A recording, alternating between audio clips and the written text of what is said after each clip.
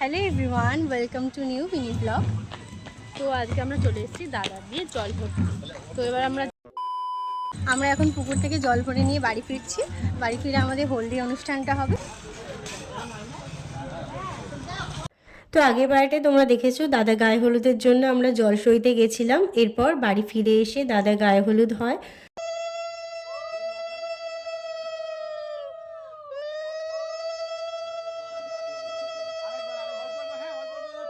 গায়ে হলুদ পর্ব মিটে যাওয়ার পর আমরা সবাই মিলে খেতে বসে পড়ি। দুপুরের মেনুতে ছিল ভাত, ডাল, একটা পাঁচমিশালি তরকারি, মাছের তেল দিয়ে একটা তরকারি, মাছ যেটা খুবই ভালো হয়েছিল। এরপর আমরা একটু রেস্ট নিয়ে নিই, তারপর বসে পড়ি বিয়ের জন্য রেডি হতে। অবভিয়াসলি দাদার বিয়ের জন্যই রেডি হচ্ছিলাম আমি। এদিকে দেখো ভিডিওতে প্রায় সবাই ক্যাপচার হয়েছিল, কারণ সবাই রেডি হচ্ছিল আয়নার সামনে। এরপর দাদাকে নিয়ে বাকি নিয়মগুলো করে নেওয়া হচ্ছিল। আর এইদিকে দেখো এই নিয়মটা কি অদ্ভুত না?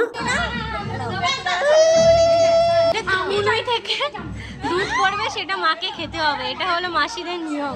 আমি তো প্রথমবারই দেখলাম। তোমাদের যদি এই নিয়মটা দেখা হয়ে থাকে বা জানা থাকে তোমরা অবশ্যই কমেন্টে জানিও।